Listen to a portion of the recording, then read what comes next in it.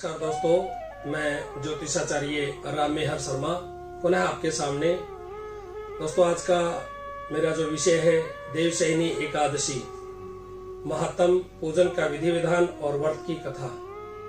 दोस्तों, इससे पहले मैंने YouTube चैनल के ऊपर अपनी योगिनी एकादशी व्रत की कथा के बारे में बताया। आपका बहुत अच्छा प्रेम इस वीडियो पर मुझे मिला और मेरा उत्साह बढ़ा कि इसी प्रकार मैं सभी एकादशियों की कथा आपको सुनाऊं। दोस्तों, इस चैनल का उद्देश्य एक धार्मिक चैनल है। इस चैनल को आप लोग लाइक करें, सब्सक्राइब करें और अपने दोस्तों को भी बोलें। बोले एकादशी महत्तम महाप्राण महाराज की जय। मंगलम भगवान विष्णु मंगलम गरुड़ध्वज मंगलम पुंडरीकाक्ष मंगलायस्तनो हरि। सर्वाबाधा विनिर्मुक्तो धन धान्यो सुतान्वित मनुष्यो मत्प्रसादेन भविष्यति न संशयः। देवशयनी एकादशी का पूजन और विधि विधान। इस दिन दैनिक कार्यों से निवृत्त होकर स्नान करके भगवान सूर्य देव को अर्घ्य दें। सायंकाल में श्री हरि विष्णु की सोने, चांदी, पीतल, तांबे की मूर्ति लेकर पंचामृत से स्नान करावें। फिर उन्हें श्वेत वस्त्र पहनाकर श्वेत वर्ण और सैया पर शयन करावें। षोडशोपचार विधि के अनुसार धूप, दीप, पुष्प आदि से भगवान का पूजन आरती करें और प्रार्थना करें कि मेरे समस्त मनोरथ पूर्ण हो। व्रत के दिन उपवास करें। पलंग पर सोना, पत्नी का संग करना, झूठ बोलना, अन्य नवक ग्रहण करना यानी त्याग दें। भगवान को फलों का भोग लगाकर भक्तों में बांट दें। सायंकाल पूजन के बाद एक समय भोजन ग्रहण करें, वह भी भोजन व्रत वाला होना चाहिए। इस कथा का महत्व क्या है? भगवान विष्णु को प्रसन्न करने के लिए आषाढ़ मास के शुक्ल पक्ष की एकादशी व्रत को यह व्रत रखा जाता है। इस व्रत को करने से सारे पाप नष्ट होते हैं। भगवान प्रसन्न होकर इच्छित वस्तु प्रदान करते हैं, जहां तक कि समस्त मनोकामनाएं जो है पूर्ण हो जाती हैं। आषाढ़ शुक्ल पक्ष एकादशी व्रत हरिशयनी एकादशी या देवशयनी एकादशी व्रत के नाम से विश्वख्यात है। इस व्रत में कार्तिक शुक्ल पक्ष एकादशी व्रत तक विष्णु भगवान जो है क्षीर सागर में शेष शैया पर शयन करते हैं। सन्यासी लोग इन 4 महीनों में चातुर्मास व्रत करते हैं। इस दिन भगवान विष्णु का पूजन करने से पुण्य फल की प्राप्ति होती है। दोस्तों, इस व्रत की जो कथा है, धर्मराज युधिष्ठिर जी बोले, हे भगवान, आषाढ़ मास के शुक्ल पक्ष की एकादशी का क्या नाम है और उस दिन कौन से देवता की पूजा होती है तथा उसकी विधि क्या है, सो विस्तार पूर्वक कहिए। भगवान श्री कृष्ण जी बोले, हे राजन, एक समय नारद जी ने ब्रह्मा जी से यही प्रश्न पूछा था। तब ब्रह्मा जी बोले, हे नारद, इस एकादशी का नाम पद्मा है।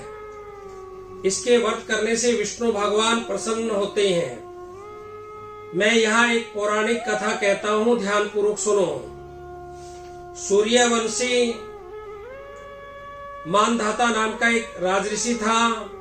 एक समय वह राजा के राज्य में 3 वर्ष तक जल न बरसा, जिससे राज्य में अकाल पड़ गया और प्रजा अन्न की कमी के कारण अत्यंत दुखी रहने लगी।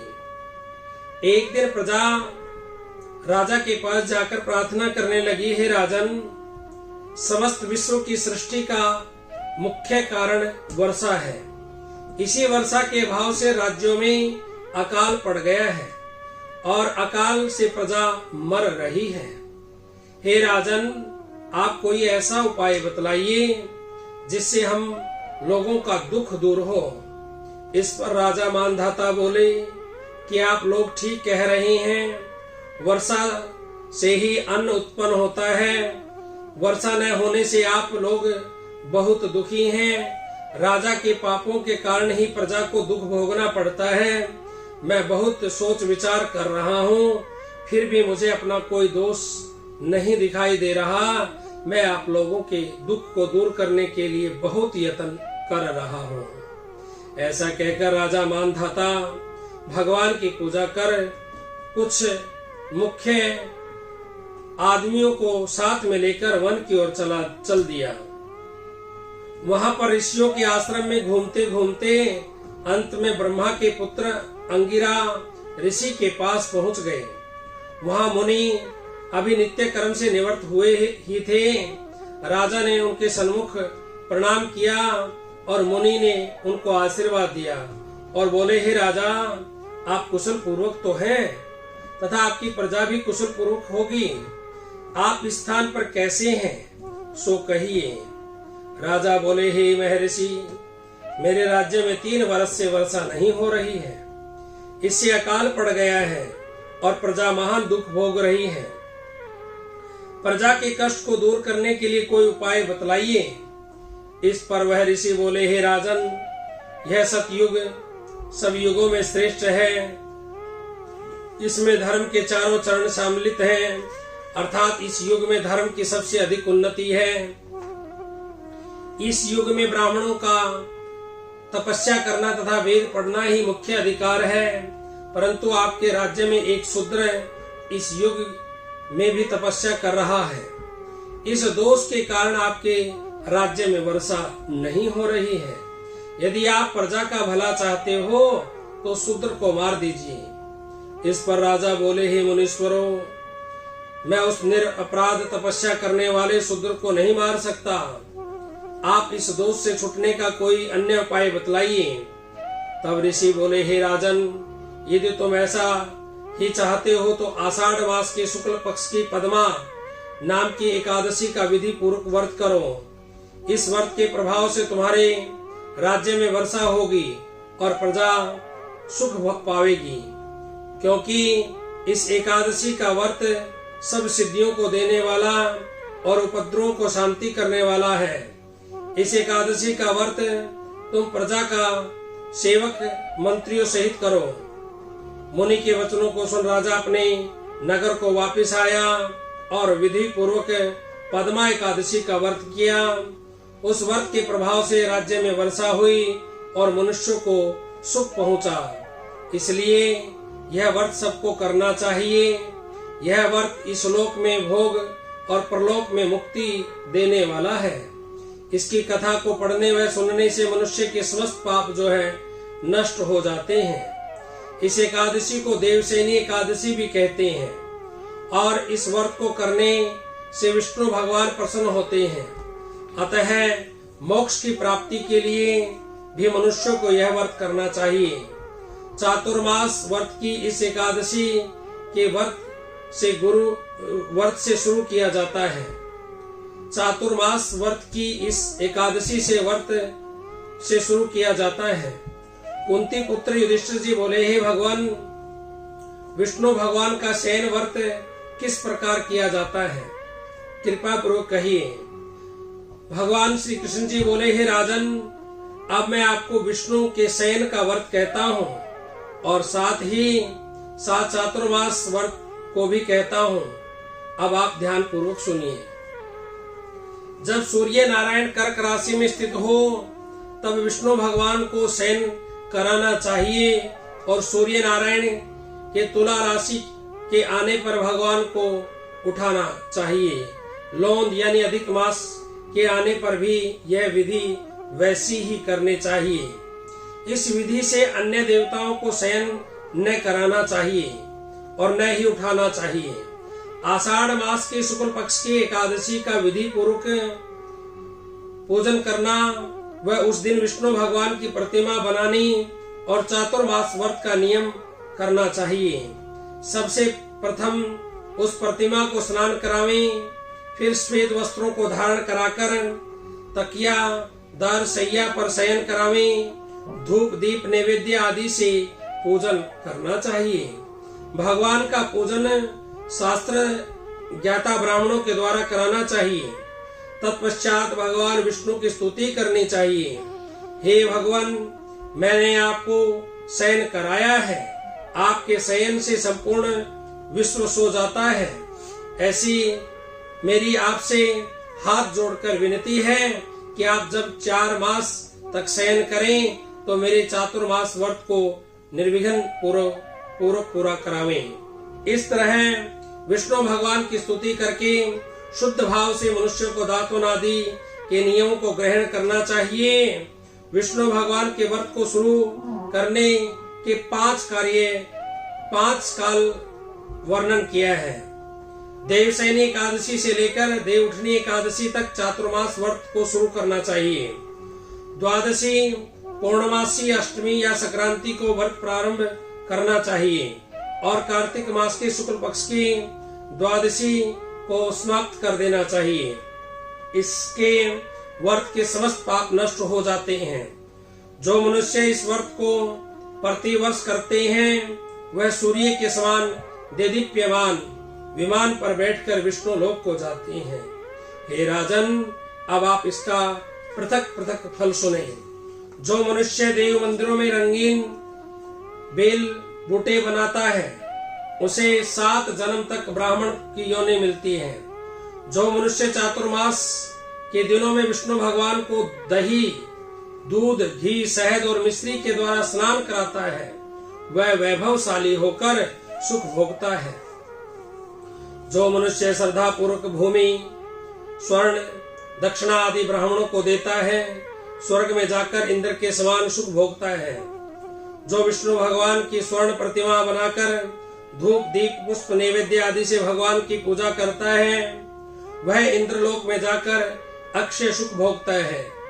जो मनुष्य चातुर्मास के अंदर नित्य प्रति तुलसी जी भगवान को अर्पित करता है या स्वर्ण की तुलसी अर्पित करता है वह स्वर्ण के विमान पर बैठकर भगवान विष्णु के लोक को जाता है। जो मनुष्य विष्णु भगवान की धूप दीप से पूजा करते हैं उनको अनंत संपत्ति मिलती है।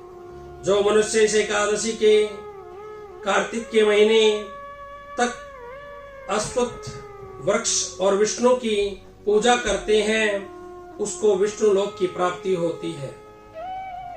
इस चातुर्मास व्रत में जो मनुष्य संध्या के समय देवताओं तथा ब्राह्मणों को दीप दान करते हैं तथा ब्राह्मणों को सोने के कमल के वस्त्र देते हैं विष्णु लोक को जाते हैं। जो मनुष्य भक्ति पूर्वक भगवान का चरणामृत लेते हैं वह इस संसार के आवागमन के चक्र से छूट जाते हैं। जो विष्णु मंदिर में नित्य प्रति 108 बार गायत्री मंत्र का जप करते हैं वह पापों में लिप्त नहीं होते। जो मनुष्य पुराण तथा धर्मशास्त्र को सुनते हैं और वेद पाठी ब्राह्मणों को वस्त्र तथा स्वर्ण सहित उनका दान करते हैं वे दानी, धनी, ज्ञानी और कीर्तिमान होते हैं।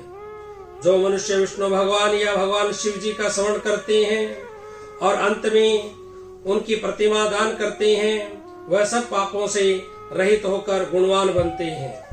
जो मनुष्य सूर्य नारायण को अर्घ देते हैं और समाप्ति में स्वर्ण, रक्त, गौ दान करते हैं उसको पूरी आयु की स्वस्थ देह प्राप्त होती है तथा कीर्ति, धन और बल पाते हैं। चातुर्मास में जो मनुष्य गायत्री मंत्र ओम भूर्भुवस्वः तत्सवितुर्वरेण्यं भर्गो देवस्य धीमहि धियो यो न प्रचोदयात् इस मंत्र के द्वारा तिल से होम करते हैं और चातुर्मास समाप्त हो जाने पर तिल का दान करते हैं उसके समस्त पाप नष्ट हो जाते हैं।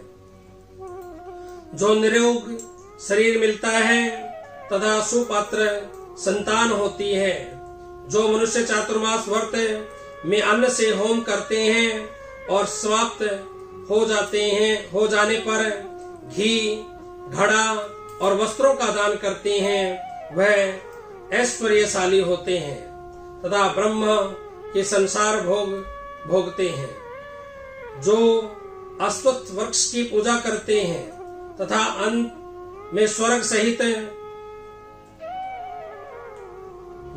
स्वर्ण सहित वस्त्रों का दान करते हैं उसके समस्त पाप नष्ट हो जाते हैं। जो मनुष्य तुलसी जी को धारण करते हैं तथा अंत में विष्णु भगवान के निमित्त ब्राह्मणों को दान करते हैं, विष्णु लोक को जाते हैं। जो मनुष्य चातुर्मास व्रत में भगवान के शयन के उपरांत उसके मस्तक पर नित्य प्रति दूध चढ़ाते हैं और अंत में स्वर्ण की दूर्वा दान करते हैं तथा दान देते समय जो इस प्रकार स्तुति करते हैं कि दूर्वे जिस भांति इस पृथ्वी पर शाखाओं और छोटी शाखाओं सहित फैली हुई हो, उसी प्रकार मुझे भी अजर अमर संतान दो। ऐसा करने वाले मनुष्य के सब पाप छूट जाते हैं और अंत में वह स्वर्ग को जाते हैं। जो शिव जी का विष्णु भगवान के देवालय में गान करते हैं, उन्हें रात्रि जागरण का फल मिलता है। जो मनुष्य चातुर्मास व्रत करते हैं, उनको उत्तम ध्वनि वाला घंटा दान करना चाहिए। घंटा दान करने के उपरांत उसको भगवान की इस प्रकार स्तुति करनी चाहिए। हे भगवान, हे जगतपति, आप पापों को नाश करने वाले हैं। आप मेरे करने योग्य कार्यों को न करने और न करने योग्य कार्यों को करने से जो पाप उत्पन्न हुए हैं, उनको नष्ट कीजिए। चातुर्मास व्रत के अंदर जो नित्य प्रति ब्राह्मणों का चरणामृत पान करते हैं, वे समस्त पापों तथा दुखों से छूट जाते हैं और वे आयुवान लक्ष्मीवान होते हैं। चातुर्मास व्रत के समाप्त हो जाने के बाद 2 गोदान करना चाहिए।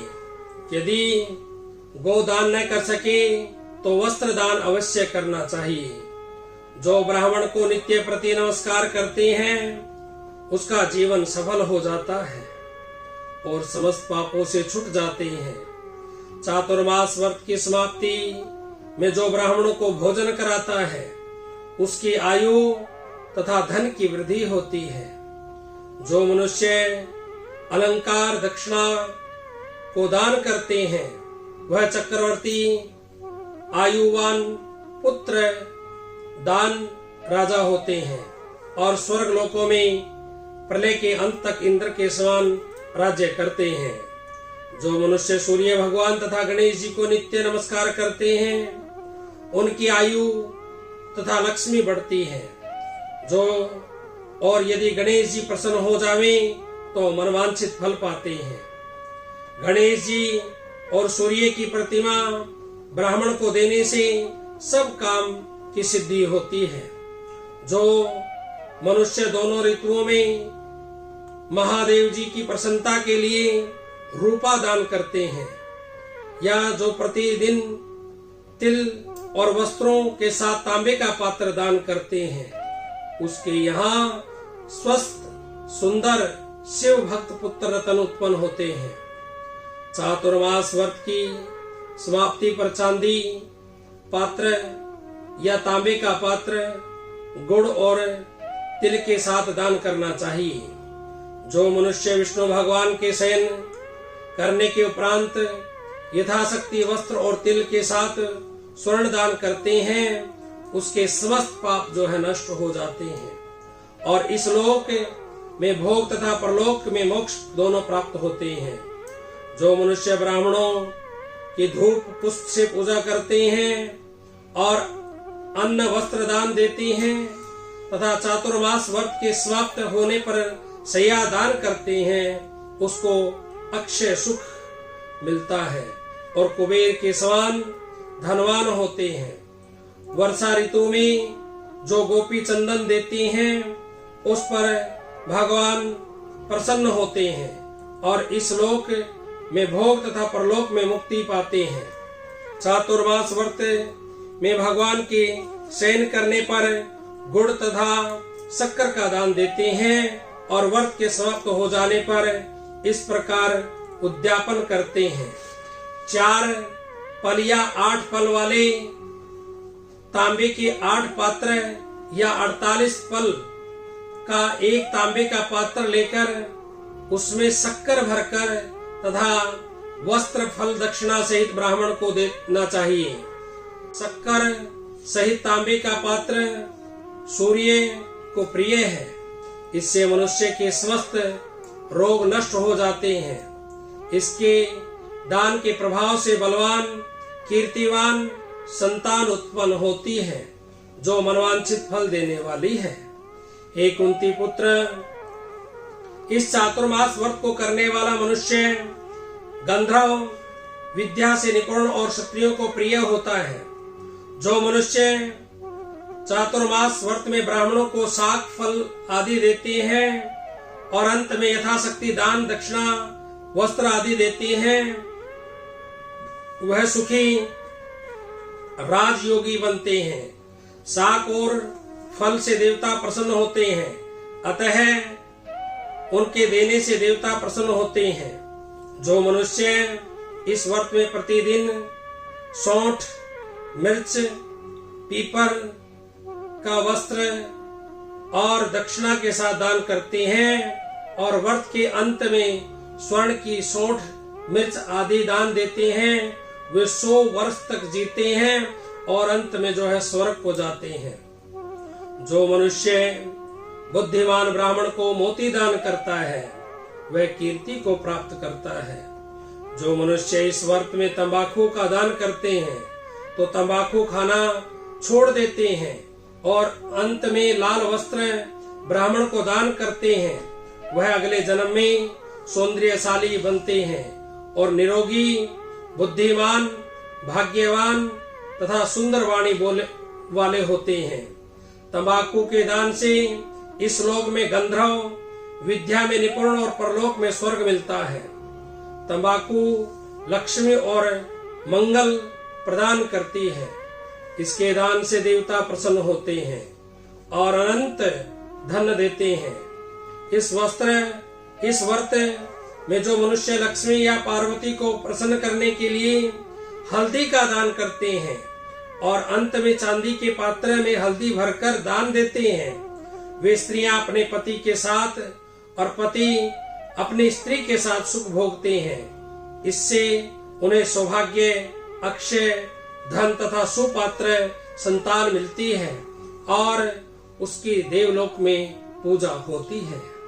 इस व्रत में जो मनुष्य भगवान शिव और पार्वती जी की प्रसन्नता के लिए ब्राह्मण स्त्री पुरुषों की पूजा करते हैं तथा दक्षिणा वस्त्र स्वर्ण आदि दान करते हैं और व्रत के शुरू में शिव जी की स्वर्ण की प्रतिमा दान करते हैं, गौ और बैल दान व ब्राह्मणों को मीठा भोजन कराते हैं, उन्हें संपत्ति और कीर्ति मिलती है। जो इस लोक में सुख भोग कर अंत में शिवलोक को जाते हैं। जो मनुष्य फल का दान करता है और व्रत के अन्न में वस्त्र स्वर्ण दान करता है, उसके सब मनोरथ जो है सिद्ध हो जाते हैं। सुपात्र संतान पैदा होती है। फल दान से उन्हें नंदवन का सुख प्राप्त होता है। जो मनुष्य इस व्रत में पुष्प दान करते हैं, उन्हें इस लोक में सुख मिलता है और परलोक में गंधर्व पद मिलता है। इसमें वामन भगवान की प्रसन्नता के लिए ब्राह्मणों को दही युक्त भात खिलाना चाहिए। यदि वह नित्य न हो सके तो 8 अमावस्या पूर्णवासी और प्रत्येक रविवार या शुक्रवार को खिलाना चाहिए। इस व्रत की समाप्ति में भूमि दान न हो सके तो वस्त्र और स्वर्ण से युक्त पादुका का दान करना चाहिए। ऐसा करने से इस लोक में धन धान्य पुत्र तथा विष्णु भक्ति मिलती है और अंत में विष्णु लोक को जाते हैं। जो मनुष्य दान तथा भूषण से युक्त बछड़ा सहित गौ का दान करते हैं, वह इस लोक में ज्ञानी और किसी के सेवक नहीं बनते हैं और अंत में ब्रह्मलोक को जाकर पितरों के साथ अनंत सुख प्राप्त करते हैं। चातुर्मास व्रत में जो मनुष्य प्रजापत्य व्रत करते हैं और इससे समाप्ति में गोदान करते हैं और ब्राह्मणों को भोजन कराते हैं, वह समस्त पापों से छुटकर ब्रह्मलोक को जाते हैं। इस व्रत में जो एक दिन छोड़कर वस्त्र और बैलों के साथ 8 हल दान करते हैं और शाक मूली फल आहार करते हैं, वह विष्णु लोक को जाते हैं। जो मनुष्य पयो व्रत करते हैं और अंत में दूध वाली गौ देते हैं, वह विष्णु लोक को जाते हैं। जो मनुष्य दोनों ऋतुओं में केला पत्र और पलाश के पत्तों से भोजन करते हैं तथा कांसे के पात्र और वस्त्र दान करते हैं, वे लोक में सुख पाते हैं। इस व्रत में जो पलाश पत्र पर भोजन करते हैं तथा तेल नहीं खाते, उसके समस्त पाप नष्ट हो जाते हैं। चातुर्मास व्रत के प्रभाव से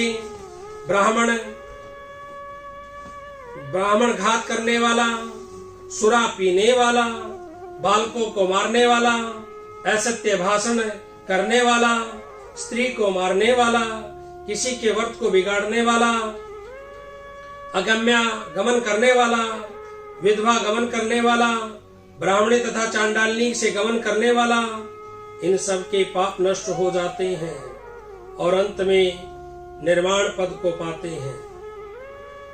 चातुर्मास व्रत के अंत में 64 पल कांसे का पात्र तथा भूषणों युक्त बछड़ा सहित गौ का दान करना चाहिए। जो मनुष्य भूमि को लीप कर भगवान का स्मरण करके भोजन करते हैं, उन्हें आरोग्यता तथा पुत्र की प्राप्ति होती है। वह धार्मिक तथा चक्रवर्ती राजा होते हैं, उन्हें किसी शत्रु का भय नहीं रहता और अंत में वह स्वर्ग को जाते हैं। जो मनुष्य बिना मांगे हुए आभूषणों से युक्त चंदन सहित बैल दान करते हैं तथा उसे 60 रस चंदन सहित बैल दान करते हैं तथा उसे 60 रस युक्त भोजन कराते हैं, उन्हें विष्णु लोक प्राप्त होता है। जो मनुष्य भगवान के शयन करने पर नित्य प्रति रात्रि को जागरण करते हैं तथा अंत में ब्राह्मणों को भोजन कराते हैं, उन्हें शिवलोक की प्राप्ति होती है। चातुर्मास व्रत में जो मनुष्य नित्य प्रति एक समय खाकर ही रहता है तथा अंत में भूखे को भोजन कराते हैं, उन्हें स्वर्ग की प्राप्ति होती है। जो मनुष्य भक्ति पूर्वक भगवान की पूजा करता है, वह विष्णु लोक को जाता है। जो भगवान के शयन करने के बाद भूमि पर सोता है तथा अंत में शय्या दान करता है, उनकी शिवलोक में पूजा होती है। चातुर्मास व्रत में जो मनुष्य मैथुन नहीं करते, वह बलशाली, यशस्वी और लक्ष्मीवान होता है तथा अंत में स्वर्ग लोक को जाता है। जो मनुष्य इस व्रत में उत्तम चावल या जो सपरिवार खाता है, वह स्वर्ग को जाता है। चातुर्मास व्रत में जो तेल नहीं लगाता तथा अंत में कांसे या मिट्टी के पात्र में तेल भरकर दान देता है, वह विष्णु लोक को जाता है।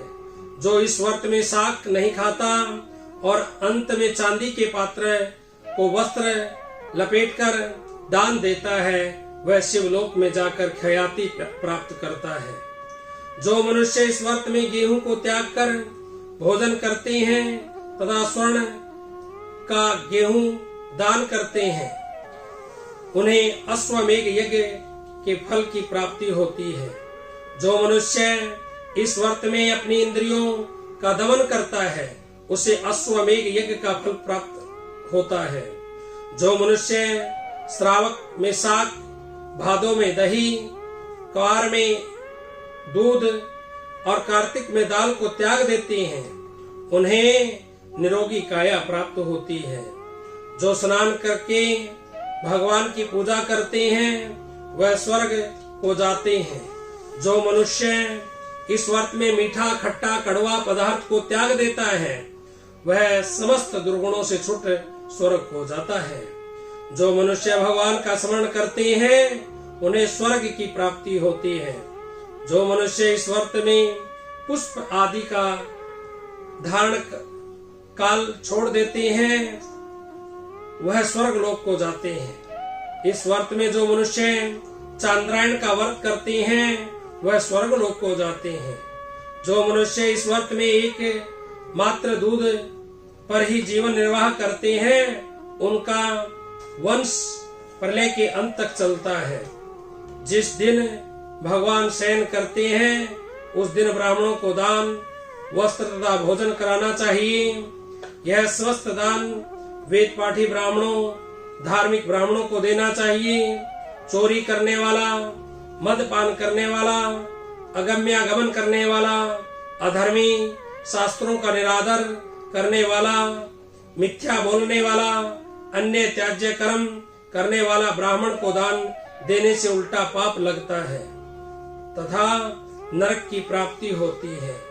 बोले एकादशी महात्म महापुराण महाराज की जय। भजमन नारायण नारायण नारायण, श्रीमन नारायण नारायण नारायण, हरे हर नारायण नारायण नारायण, गोविंद नारायण नारायण नारायण, गोपाल नारायण नारायण नारायण। बोले विष्णु भगवान की जय। एकादशी महात्म महापुराण महाराज की जय।